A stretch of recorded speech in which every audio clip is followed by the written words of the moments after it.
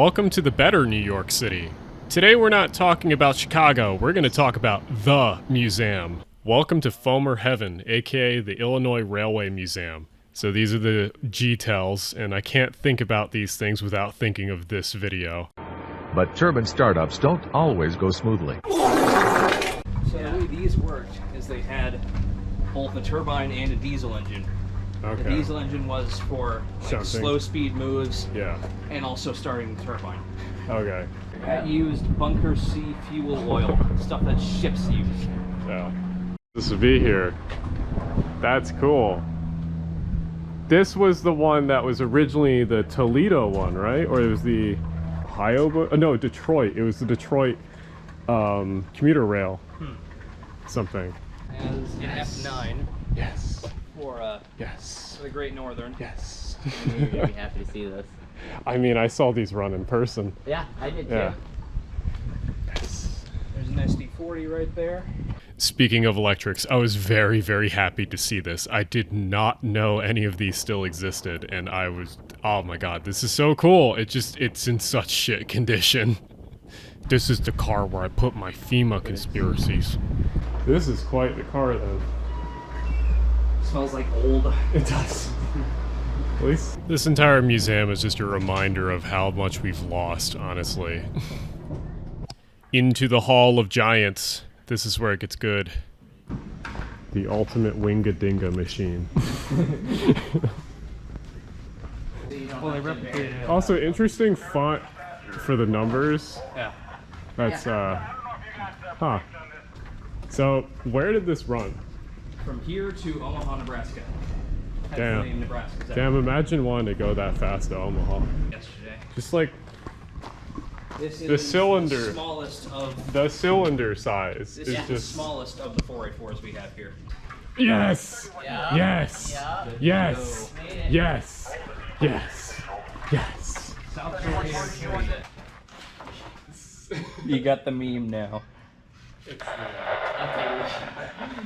So here's the good part, and is operational. I know.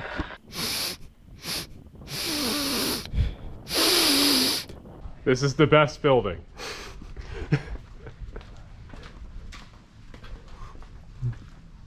This is the best building. So cool. That's a Baldwin badge if I've ever seen one. Immaturity. Oh, it's the Himbo locomotive. Yep. Yeah. The DDA 40. You want to add? They'll glue two SD40s together. Yep. You can see right. Oh wow, shit, there's one of these. That's very cool. Yeah. That's the rail track thing. It is, yeah. Yeah. Control C, Retired in Control V. 1985. It's essentially just two G38s stuck Oh, they're 30, okay. I knew it was like 38s or 40s or something, but it's... That would be a fun place to ride in between the hobos. I think, wasn't it Union Pacific quickly realized that these were a dumb idea, right? Well, they were kind of addicted to giant power for a few decades. Yeah. These will be the subject of a future episode. I love me some RDCs. Oh yeah, bro, just slap a boat engine into it. Yeah, that'll work. That should pull a lot of stuff. Oh, we're getting Yes, there. these are awesome. 6,000. Oh no, this is single. This is This single. is 30. Very cool. So, a little bit of kind of tidbit about why American rolling stock looks the way it does. We like stainless steel a lot, if you have not realized that. I know there's a lot of Europeans who are like, why don't you paint your trains? Well, there's a few reasons. The main one, though, was that, other than looking cool, is that if you have corrugated stainless steel or ribbing stainless steel, whatever you call it, it's very hard to graffiti, and it's kind of like anti-graffiti type. And that's the reason why a lot of trains from that era just didn't have any paint on them, because it was just a lot easier to have like the stainless steel with corrugation. Oh my god, this must be so old. This is a horse car. The oldest thing we have. Oh my god. 1859. Oh my god, that's so old. How the fuck did they keep one of these? Carefully. I guess. So that's North Chicago Street Railroad, NCSR. And here it is. Yes. I'll move down to the picture. I like how it's like... That's obviously a stencil. That's so funny. So this is the only Chicago PCC left. Pretty cool, but also incredibly sad. Somewhere on the internet, there's a video of the last one running, and it has like a little police escort, and it's one of the most like sad things I've ever seen. But these are super cool that IRM has gotten one of these. And also, look at the doors. So many doors. Wow, look at this like PCC knockoff. I wonder what shitty city this could have come from. Man, I hope there isn't anyone that's like a super big fan of this transit agency. What a lame car. Steeple cab. Sometimes when I play OpenTTD, I think it's really unrealistic to move freight with trolleys, but then I see this.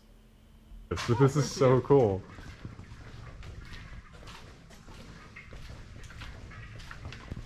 This is like a pickup truck. That's so cool.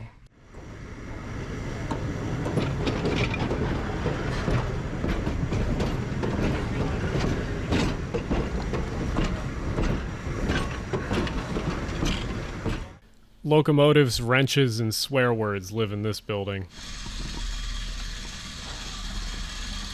This is Public Works 7.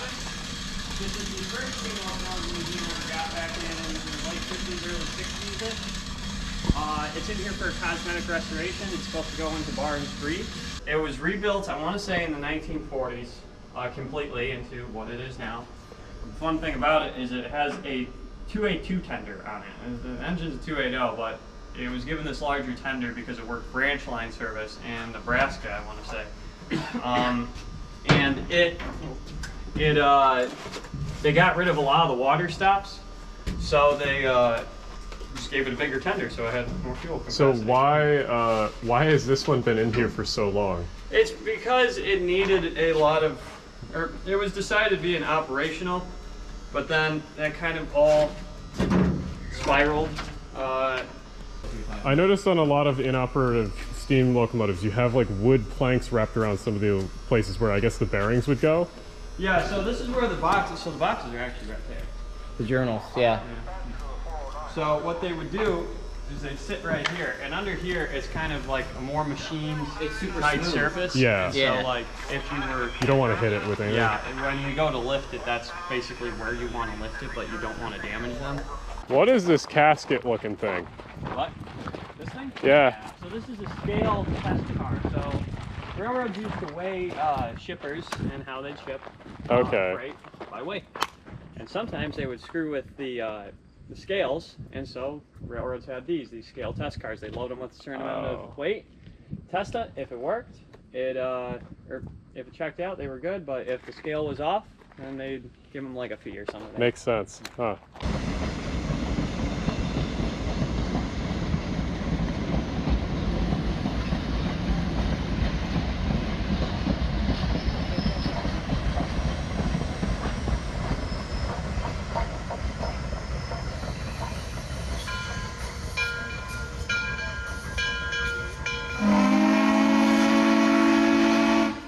This is our Baldwin sitting down.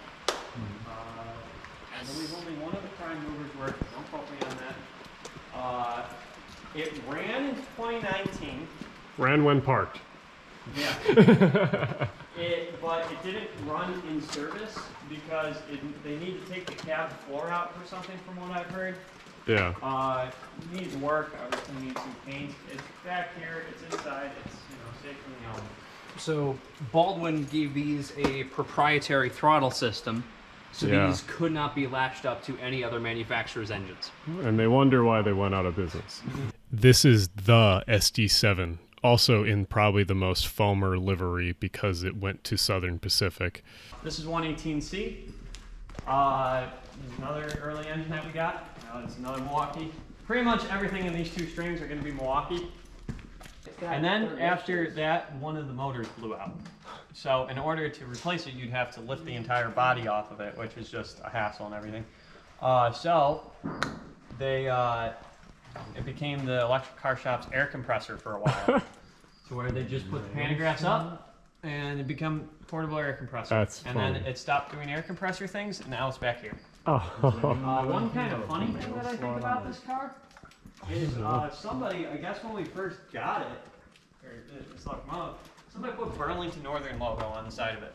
And you can barely. 305 got repainted into CNW 411, and this one has stayed in the Metro scheme. I think it's kind of neat having a Metro F. The Metro one. Yeah. No lowballers. I know what I got. It just has a lot of weight savings and blows ice cold.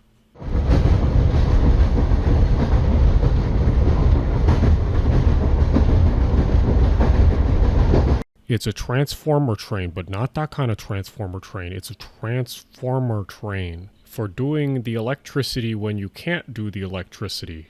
Thanks for the great time, IRM, and if you're watching this far, look forward to Chicago and Rust Belt videos. They are up next, because I had a great time in Chicago, and I definitely look forward to coming back sometime. Again, thanks to those at IRM, and thanks to those like Logan that helped us look and have a small tour in the back. Alright, see you guys next time.